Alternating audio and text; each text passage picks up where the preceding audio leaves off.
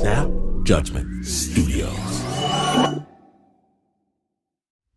Snappers, do you know at one point, I got a call from the powers that be saying Snap was canceled. That was a very, very no good, very bad day, but then I realized that the powers that be didn't own this show. You own this show, Snappers. That's why I'm asking you to support it right now at a level that makes sense for you at snapjudgment.org. If you've ever been unable to get out of the car, the kitchen, the office until you heard the end of the story, please become one of us and support the show that makes it happen at snapjudgment.org, because it doesn't happen any other way. You can get Snap stuff, including music, a chance to pitch your story, or a backstage pass to Spook Live if Snap storytelling is in you.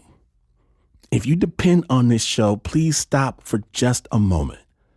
Stop the show for just a minute and join at a level that makes sense for you. Snapjudgment.org.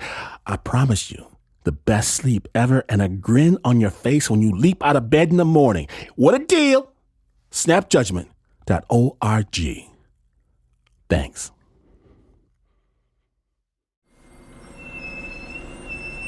Okay, so I live in beautiful Oakland, California, right? Home of the Black Panthers, Lake Merritt, and some of the best folk in the world.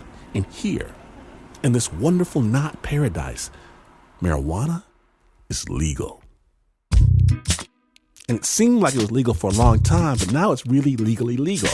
In fact, in the glorious before time, a few weeks ago, when you could greet people, friends or strangers with hugs and kisses and stuff like that, back when only robbers wore masks, back then one day, before the holidays, I could think of no better gift for my loved ones than what these newly legal marijuana stores were selling. Of course, I'm not a smoker myself, but I thought perhaps some of my compatriots, they might appreciate some of that CBD oil that apparently heals whatever ails you.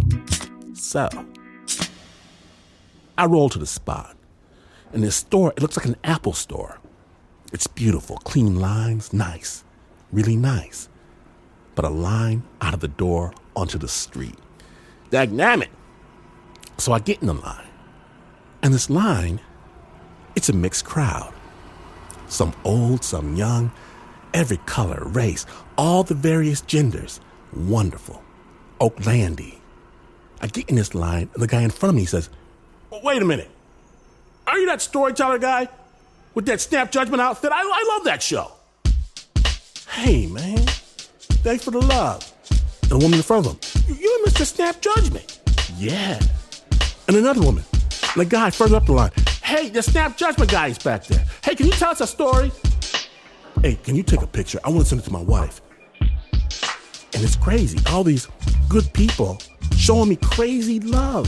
And yeah, it's thrilled to be occasionally recognized. It's wonderful. But I'm on the radio, and this is weird. That's the guy, the storyteller guy with that Snap Judgment. You know the Snap Judgment. Then it occurs to me, this is not just some random line. This is a self-selecting line. A line with a bunch of people who had the same idea I did. That's why they're here. And I can't lie. A tear. A small tear. It leaks from my eye. I have to wipe it away because right here, right now, in this line, at long last, I have accidentally tripped across the thread that connects us all. I have finally found my tribe.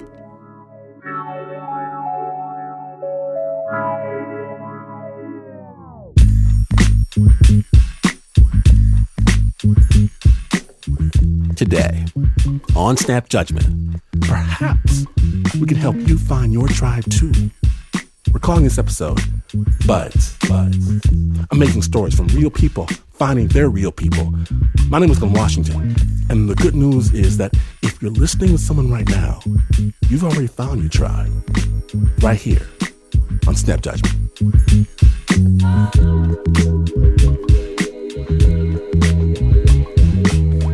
Now, our story comes out of San Francisco, late 80s, and it reminds me of kind of the times we're in today. when higher powers that were slow to respond to the AIDS crisis sweeping through America, and everyday folk, they pitched in to do what they could do to help out. Now, this story does mention the use of drugs and contains graphic scenes. Sensitive listeners should be advised. Our hero, Alia, was just in the 4th grade. Snap judgment.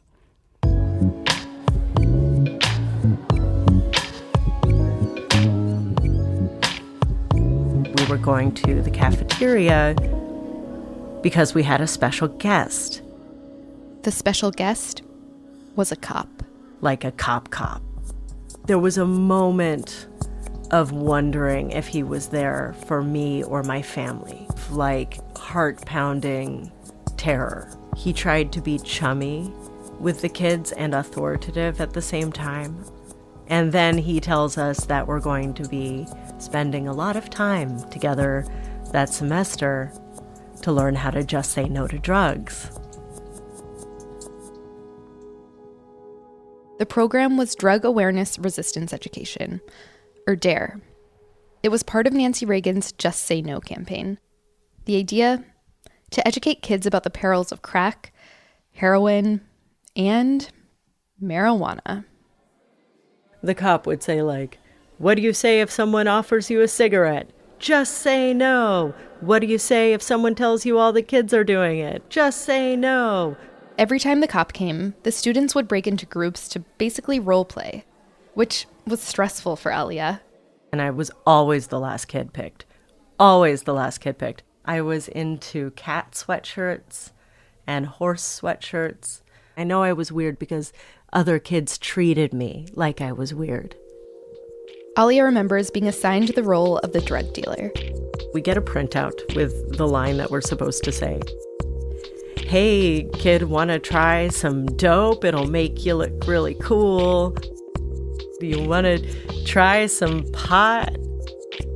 I'd never seen anything like the deal that was on the paper. I mean, I'm sure it was tempting to say, look, this isn't how it works. But Alia wasn't going to say that. My mom was a drug dealer. Alia knew if anyone found out about her mom's work, her mom could go to prison. Good friends went to jail.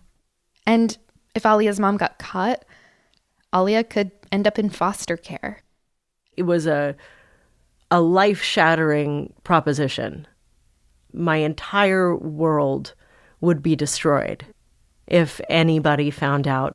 It wasn't just police, it was all authority figures. If a teacher found out what my parents did for a living, they could end up in prison because the teacher could tell a cop. If another child my age found out, they could tell a teacher who could tell a cop. Or they could tell their parents who could tell a cop. So there's nobody who is safe to tell. My mom was really beautiful and warm. She had like this great asymmetrical kind of Sheila haircut, dyed burgundy, short on one side and swept up and then fell over her eye.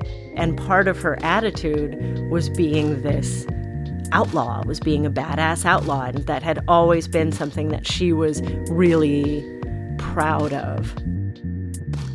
When she did her deals, people would come over to the house and stay and hang out. She was just really good at advice.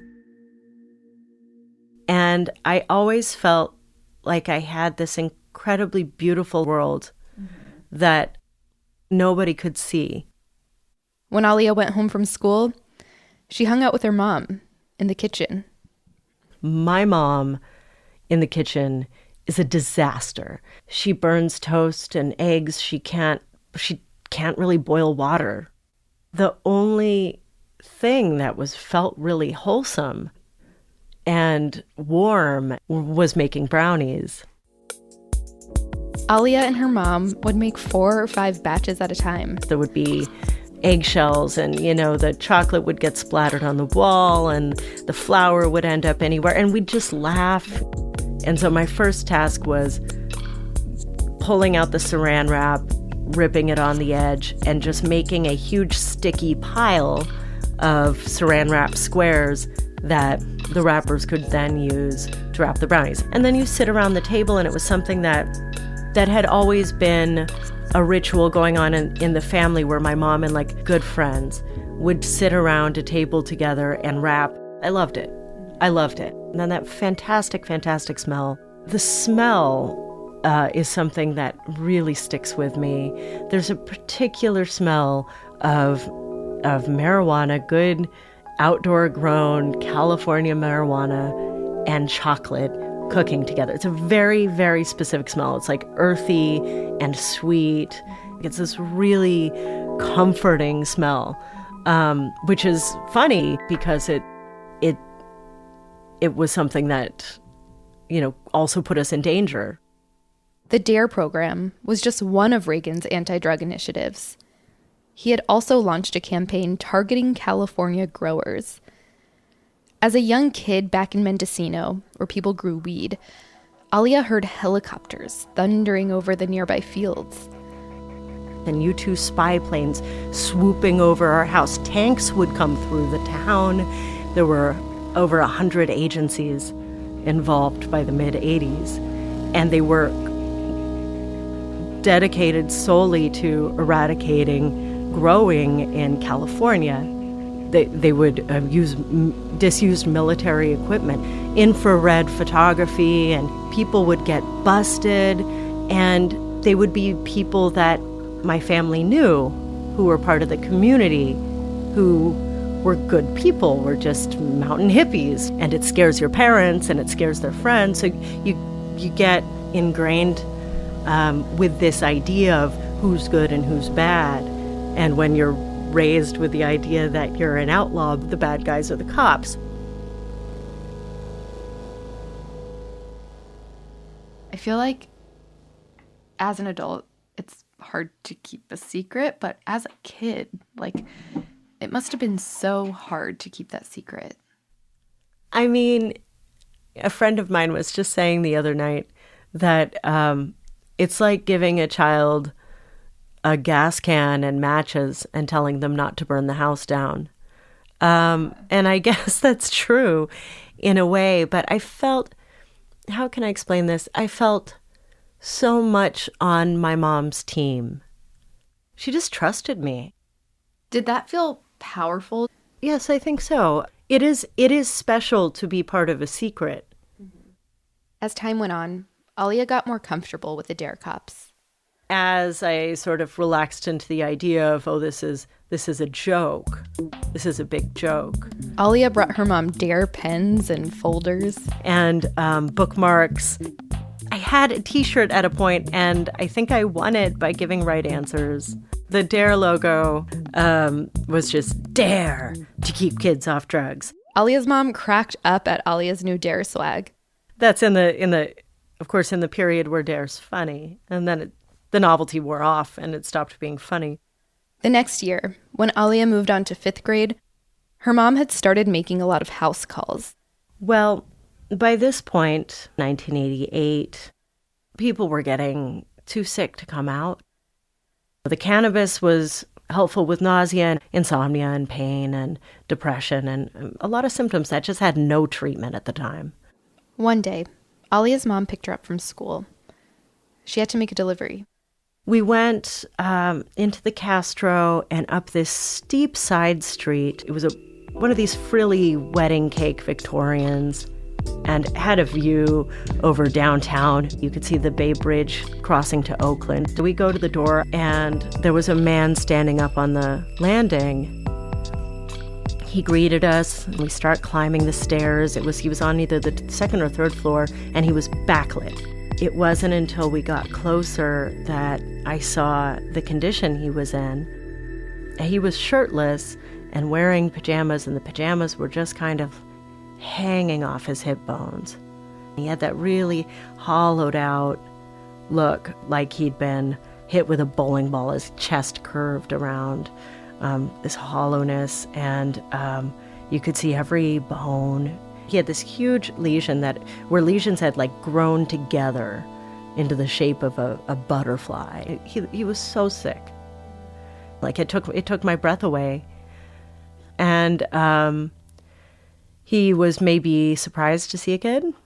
And my mom said, "Don't worry, she's cool." And he led us out into a big airy living room, and over by a bay window was a hospital bed that looked empty to me at first. But as we got closer, what had looked like a tangle of blankets was a person, barely there. I remember looking at his face and seeing the shape of his teeth through his cheek. I remember looking at the needle going into his hand, the top of his hand, and all the bruising around it. So what we had was a very sick man taking care of a very sick man, which was not uncommon in those days. The first guy's name was David. David bends over his lover, and he touched his cheek and, "Honey, I know you're not feeling good, but I want you to meet a friend of mine. She's brought the magic brownies that I told you about. It'll help you feel better." And his lover just couldn't even talk. He couldn't even talk. And as a kid, I knew he was dying, like I knew he was about to die. I was really struck by the tenderness between these men, and that even then, that was what kind of crushed me. I walked around while they were doing the transaction, and I remember really clearly seeing a photograph on the mantle of a dark-haired man and a beachy blonde with their arms around each other on the beach, and they were tan, muscular, and they had sand on their skin, and smiling and young and in love. My mom, who had this amazing ability to be upbeat without being abrasive, she was able to make a joke that, like, don't eat too much, they'll have to peel you off the ceiling. David smiled and he laughed, and there was just kind of this moment where he looked like the same person. You could see that vitality, the intensity in his eyes. His laugh was rich. It was really hard. And my mom and I went out to the car, and she started crying pretty quickly. And I think she was really freaked out about having brought me in. I'm kind of gritting my teeth, and I'm fine. But of course I wasn't, because I never forgot that. It wasn't funny anymore. I had always felt like I was hiding this rich world, but now it was a rich and terrible world. Like, when you talk about the burden of a secret, it was much more of a burden to know about the way that people were dying. That was a burden. At the very least, I maintained the secret. That stays the same, but the sadness, the emotion that is underneath it changes. The secret stays the same.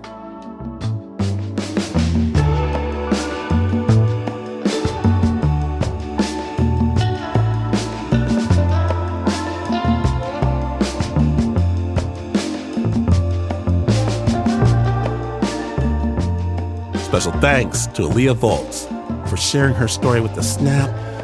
For more about Alia's mom's business selling weed brownies, order her book, Home Baked. The original score for that story was by Doug Stuart.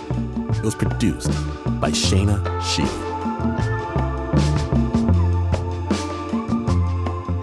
After the break, dreams ain't always what they seem. Snap judgment. Stay tuned.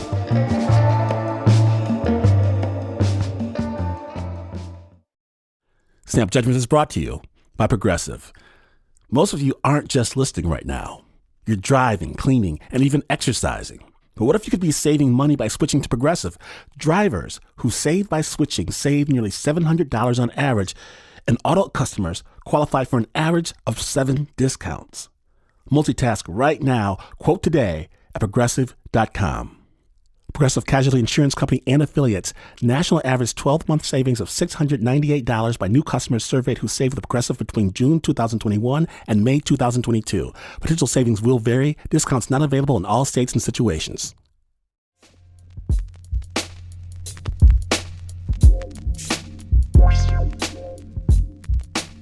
From Snap Judgments, Underground Studios. Welcome back to Snap, the Buds episode. My name is Glenn Washington. And next, we're going to bring back Nyge Turner, Snap Judgment's resident youngin' and adultish podcast host. Now, before the story begins, know that it does mention suicide. It contains graphic body imagery. Sensitive listeners, please be advised. Now, back in the late 90s, ever since Nyge had his pacifier and his diaper on, Nyge had one dream, and that dream was to become a firefighter. But Nyge had no idea what his dream would cost. Nyge, take it away. Nigel, get up! My mom yells from downstairs. It's 7 a.m. on a Saturday, I'm 15, and again, it's 7 a.m. on a Saturday. Nigel, come on! I got a surprise for you. When she said surprise, I was out my room in under a minute.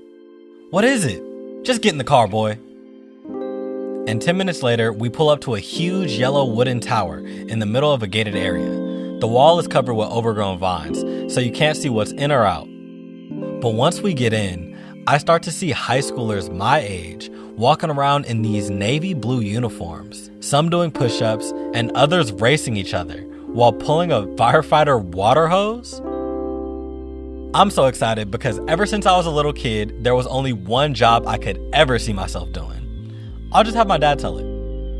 When Nigel was a baby, we had one of the most difficult problems in keeping clothes on this young boy. We would come in, he would have no diaper on, and he would always have this fireman's hat on. Be just naked as a jaybird and walking around the house just as happy as he could be with his fireman's hat on. So we knew early on that he was going to be a fireman. Firefighting also runs through my bloodline. My grandmother's brother was the first black firefighter in our city. Everyone in my family still talks about him to this day, especially my dad. When he was younger, he was this close to becoming a firefighter, like job offer in hand and everything. But my mom wouldn't let him. And here, 21 years later, that same woman was driving me to the Firefighter Youth Academy. Growth. The fire chief meets me at the door. What's your name, son? Nigel? Last name, son. Turner? Cadet Turner from now on. Okay. Okay, what, cadet? Okay, yeah, thank you, sir. That's it. And like that, this place becomes my second home. The first thing that we would do is line up and drill. Left. You know that right face, left face, right. At ease, cadet. Are you looking at me crazy, cadet? That kind of stuff that you see in every military movie.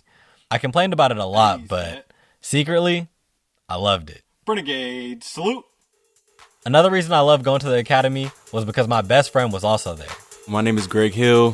Nyge is my bro. We go back since, forever it seems like. Greg's dream to become a firefighter began when he had a literal dream about becoming one in middle school. He was 2 years older than me, and he had already been training for a year. My favorite thing that I like to do personally was just cook. It was mainly breakfast. My eggs are always fire, and my bacon is too. Word to Nyge. You was cool. Even Fire Academy aside, like, Greg knows. Ask Greg about my grits. Hey, yeah, his grits are fire, though. I'm not gonna lie.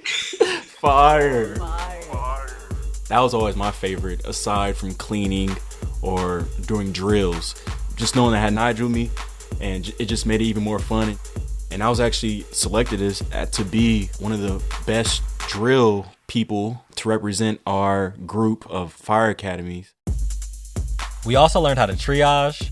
They brought down real actors with like real blood and all the clothes were like cut up. Fire room simulations. They started like a fire in the room So we had to like walk in and crawl like on our hands and knees and like stay together though at the same time and just search around to find people inside the fire room. So it was just super intense. Even though the instructors were always yelling at us to run through walls and crawl through fires, they also became our mentors. There was one instructor that we liked that was different from the others that I wouldn't say liked, that we loved. Just because he helped us to understand and really made it a lot easier just to get through the academy and not be so nonchalant about it and just know that how serious this is. This instructor was by far my favorite as well. He was serious, but like a fun serious. He also took time to ask us questions and check in about how we were feeling about the box. As a firefighter, you know, we're always the first of the scene. It could be a medical scene. It could be a shooting and like an impaling or something like that. So this instructor really got to us in having us understand that whatever situation that we get in, we never want the people to know that we're panicking. So whatever emotions that we have to put that in a box and shove that away and focus on what the job is. And then later on, once we get home, maybe we can go, you know, we go to that one person that's always there for us. That's a good listening ear. And we just let open that box and just flow out our emotions about, you know, what's been going on and stuff like that. So that's what really stuck with us most. And especially going through life too. For the next 2 years, Greg and I gave our blood, sweat, and tears to this dream of becoming firefighters. Like when the counselor at my high school would ask me, "What college are you going to?" I'd proudly say none. Because after I graduate, I'm going to follow Greg to EMT school, then to the actual adult firefighter academy. Did you know that like I looked up to you in the academy? Stop playing. Do you remember that picture that you had posted? What picture? At the like Folsom Festival. Oh yeah. As a part of his EMT training, Greg would work festivals and events in the Bay Area in full uniform and everything. I think you were like standing there and you had like your earpiece in your ear. Mm-hmm. You had like the whole like pants and boots, and, like the whole setup. Like, I remember you posted that and like everybody in the academy was like, "Yo, Greg made it." I'm like, I want to know like, how did you feel like in that moment when you had went to Folsom Festival and like posted that pic? So first off, that Folsom Festival was wild. It's a fetish festival, so that involved some, you know, a lot of crazy things that you would think that you need medical attention to, but people often denied that. So, for example, there's a tent where they had sharp things that they cut each other with. Like the sensation of losing blood to people turned people on. So you would sometimes have people that would pass out and we would have to run over there and you know, work on them and get them, you know, back conscious. I seen a live birth, my first ever live birth I've seen at a festival. Like that was just blew my mind. So how I felt when I was in that suit was you just felt like you were here to help, to protect and serve. Like you were there to help. Like, okay, like they respected what you were in and they said hi to you and gave you things and stuff like that. So just knowing that you were there for the people was a great feeling. Then one Saturday I show up and I can't help but notice that our favorite instructor isn't here. After class, I ask about him and all I can get from anyone is that he had a really bad emergency call where things just didn't work out and he lost someone. I think, okay, well, that happens time to time. I'm sure he'll turn up when he's ready. But next week, nope. And the Saturday after that? We could just tell in the other instructors that something was wrong. You could just tell just the way they looked, the way they talked. It wasn't as much yelling as it normally is, so everybody knew something was wrong. So they sat us in the room, and that's when they told us the news. Our favorite instructor had passed away. No other details were given. That was the guy that made us happy whenever he came into the door. He changed our whole mood up seeing him, so that hurt. We all stand in a moment of silence for him, and then we're dismissed. What hit us so hard about the news was this was the instructor that obviously told us about the box, but he took it very hard, and they put him on leave, and unfortunately he just took a bad turn. Did that make you like waver from your decision of being a firefighter at all, or? No, not at all. Instead, it just wanted us to strive to be even better for him. It sparked a fire in us to remember the key things that he told us. For example, the box. So whenever we felt the emotion of missing him, we would go to one another and talk about it, and just motivate each other just to keep going strong and to never stop. I'm on kitchen duty that day making eggs and bacon for everyone, and all I can hear is the other cadets whispering about the announcement. I can't make everything out, but one word I keep hearing is suicide. I try my best to ignore it, but I don't know. Instead, I just add these feelings into my box. Eventually, it's my senior year of high school. Greg has now graduated from the academy and is on the EMT training. I have to do what are called ride-alongs with a local fire station. Almost every hour, we hop into the truck and we head on a call. And the rush when you climb into the truck, sirens blasting, while you're talking to your crew through your headset, is like nothing I can explain. Except most of the calls are for small things, like, no, Miss Brown, it's not a fire, you just need new batteries in your smoke detector. One morning, we hop in the truck and almost instantly, I can tell that the mood is a lot more serious. Once we arrive at the home, the firefighters ask me to follow them to the scene, but they also motion for me to hang back a little bit. So we inch into the backyard, and we find a man just sitting there in his hot tub, very still. I can only see the top of his head. I'm like 20 yards away, so I can't really smell much, but I see everyone's face scrunch up as they approach him. I see a firefighter check the man's pulse. Nothing. Then the captain says, "Let's get him out." So the 3 firefighters position themselves around the man to pull him out. As they lift the body, the man's skin slides right off. I throw up. The captain sits me in the truck while the rest of the group carries on with the job. On the way back to the station, we grab burritos and we move on with the day like nothing happened. When I walk back to my car from the station after the day's all over, I don't think I can ever build that box. Not truly. And just like that, I was done. But for Greg, the dream went on. He tells me that he didn't pass the EMT test, but that's normal. And all he's got to do is retake the test in a few months, and that we'd celebrate when he graduated. A couple months later, I get a text from my friend Micah. "Yo, check Greg's Snapchat." So I had Snapchat rolling, and I was on my computer looking at my test results and just going down slowly, looking at each category because it was 4 categories. So the first category was a pass, felt excited about that. Second one was a pass. Third was a pass.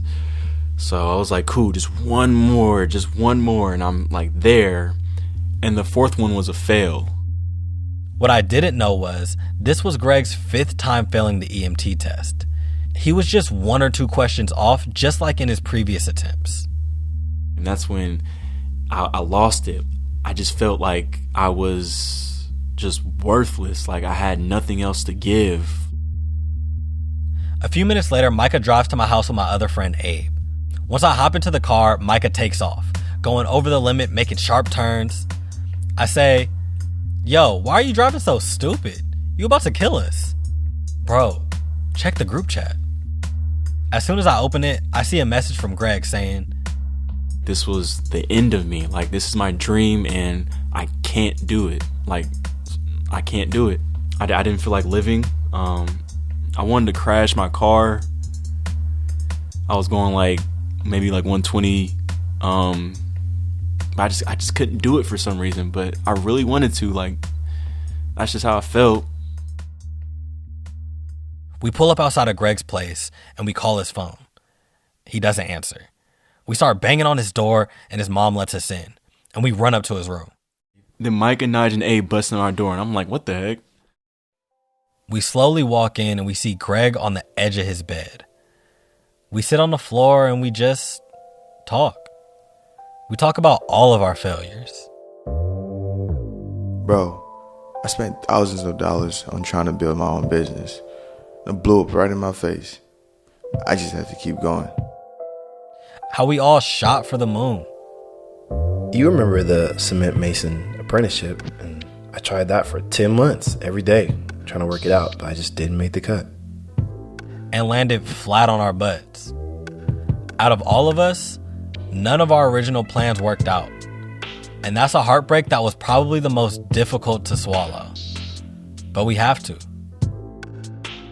A lot of times, like, when I go through situations, I don't say I need people. I rarely ever say I need people there. So just knowing that you guys didn't really ask what's happened, you guys just instantly just came by, and that's what really helped me a lot, just to, get a grip and get control of this emotion. So after we talk, like, Micah just comes out of nowhere and just tackles me, and then Abe jumps on top, and then Nyge is there just laughing. And by the way, these guys came from basketball, so it was smelling, stinking. So when they tackle me, I'm mad. So I'm just like, bro, y'all stink. Like, come on, y'all get off me. Like, y'all smell like sweat. I'm trying to feel bad. I'm trying to, have my self-pity, but these guys aren't letting me. But that's when I knew that even though I may be done with my dream, I know that I'll never give up on them, no matter what. Firefighting stayed just a dream for us. And I guess that's what it's meant to be. Because there's other moons you gotta shoot for.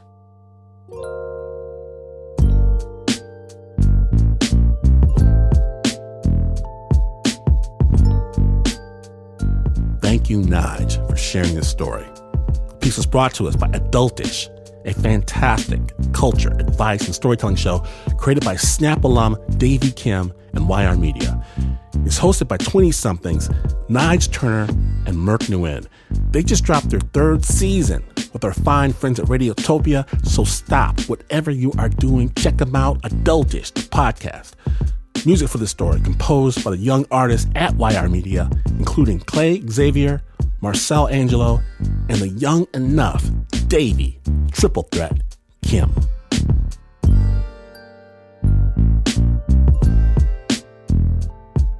After this short break, our friends, they are dropping incredible advice from all over the world. You gotta hear it. With Snap Judgment, the Buds episode continues. Stay tuned.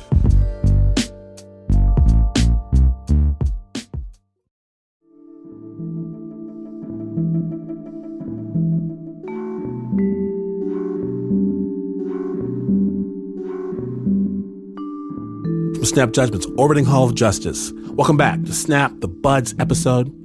My name is Glenn Washington, and we know right now, right this moment, it's a tough time for many of us. So we're going to shift gears, we're going to do something a little bit different. We're going to share pieces of wisdom from people all around the world. First up, we have Majid Al-Wahadi. And Majid has lived through a lockdown more times than I'd even like to think about. Snap Judgment.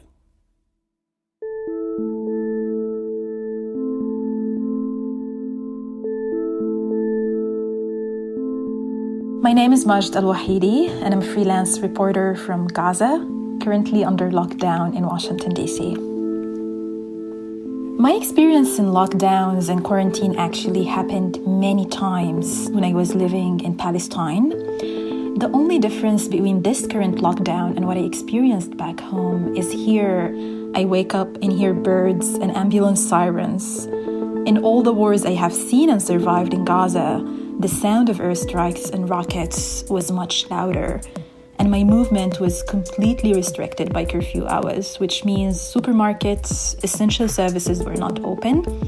You couldn't look from the window or walk in the street, and if you had electricity, you were told to keep your distance from windows and turn off the lights after sunset. The longest lockdown I have experienced was in July 2014 during Israel-Gaza war, and it lasted for 51 days. In the first weeks, I used to sit at the foot of my bed, to read poetry out loud.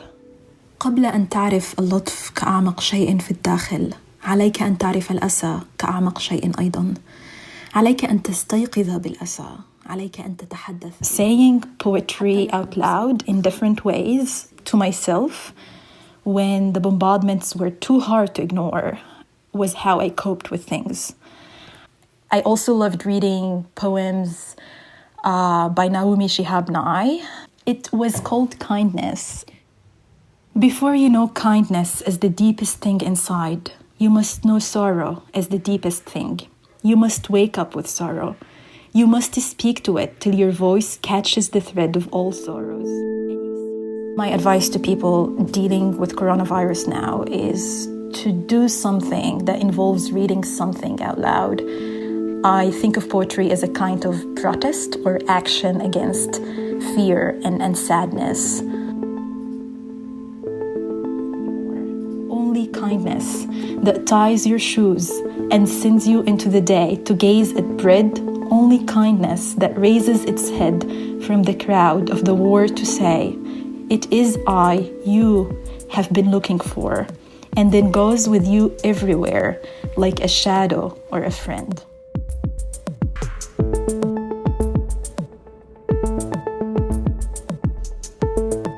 Go ahead. Pick a book, a poem, a song, belt it out. Next piece of advice comes from another part of the world, a small village in northern Myanmar, where sometimes women are isolated during their menstrual cycles. Snap judgment. My name is Nanda. I'm from Myanmar, a small village in northern Shan state. I'm 25 years old now. I feel very old. When I hear about this COVID-19 and how people are managing to not get infected, I had this feeling that it's like a revisiting the kind of trauma that I had to go through when I got my first period. I was at the house and I told my mom that I think the blood are coming out of my vagina, and I remember she looked at me feeling really sad. She said, "Now you have to pack your some of the things. Please stand there. Do not enter the house. You're considered as dirty." She took me to auntie. She prepared a space for me in the very dark corner without a window. We are not allowed to use the bed. We are supposed to use the floor. First day, I told that auntie that I want to pee so bad. She told me I cannot go pee unless the sun goes down. I was scared, so I was like, okay, fine, I will control it. I controlled it for a few hours. Then I realized my vagina cannot control it anymore. On a serious note, we are not supposed to touch any books during period as well, so I couldn't study. When I bleed, I was on grade 10, and grade 10 in Myanmar is a big deal, and I had a really, really high expectation that I will be passing grade 10 with a lot of distinction. Being isolated due to bleeding had kind of this increases anxiety that maybe I will lose my mark. That's the thing that was troubling me the most. The thought that someone who is my competitor would go ahead of me and get higher mark was so unbearable that time. And I was sitting there day by day and night by night, hoping this bleeding would stop. I was isolated for 5 days. I was doing a lot of bad thinkings, and I started hating my body. Is it this hard and this terrifying and this ugly to be a woman? But I realized that that's not the kind of practice that I want to inherit to my sisters or my daughters or my great-granddaughters. So that's when I stopped it and tried to pursue and create a new path where I can belong. Feminists are not born, they are made. You learn through your experience, and I feel like it's the unjust world around me that shaped me to become the feminist that I am today. My advice to people who are in isolation would be ask one question to yourself. What could you do as a person, as an individual to help the situation, rather than thinking that how the situation is terrible.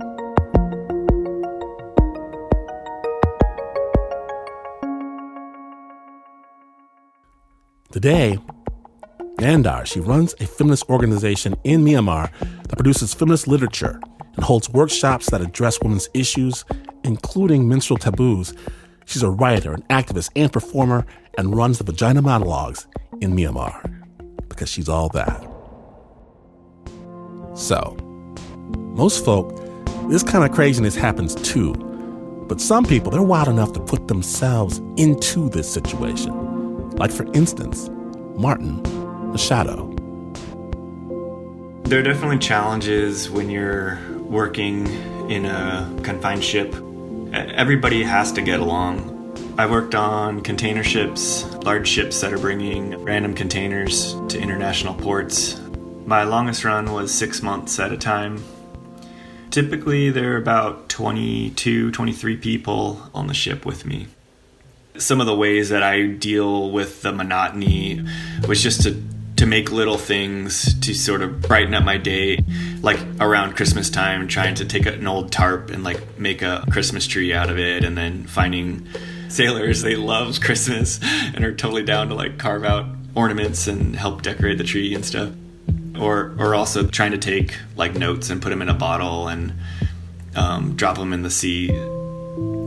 You kind of get into this like Groundhog Day where you're living every day over and over, and I think just finding those little comforts to make it seem like you're a person, you know. I mean, another example, I'm not like a graffiti person, but I kind of made up my own little moniker, and a lot of times when I would be working, I would just try to graffiti as many of the containers as I could. My moniker is Singapore Sal. It's basically like a face, but the mustache is made up of waves, and then he's got like a beanie, and his eyes are like seagulls' eyes. The key is that, you know, you can do it really quickly, and once you learn those motions, you just are like, you can jam it out fast and get on to do another one. The first time climbing up in the rig of the ship, the stacks of containers, and trying to find places I could like hike up myself, it was liberating, yeah. There was this one time when like I'm hanging on the side of a container and an officer walked underneath me, and I looked down and saw him. And if he had looked up at that moment, I would have been in trouble. That was frightening and definitely exciting, and kind of led me to do it more. It was like my little secret, you know? So I don't think anybody really even noticed, but it was, again, something I could do to make it feel like they don't have me completely, you know what I mean? Like, this was a way that I could kind of, again, feel like I had this human voice. I mean, maybe it's kind of childish, but it's satisfying to sort of look down a row and see your little character thing or whatever, and I guess I'm in control, or I have a voice. I'm not just like this robot, you know. Hi, my name is Martin Machado. I'm a merchant mariner and sailor and a commercial fisherman, and I am sitting in quarantine in San Francisco, California.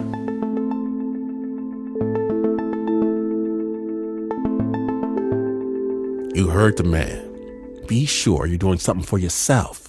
Something that makes you feel powerful. Something that brings you joy, even if it is silly. These stories were produced by Naomi Zeveloff, by Shaina Shealy, Liz Mack, and Anna Sussman. Our team is going to find more pieces of advice from all over the world. Stay tuned for that on future episodes. Snap Judgment.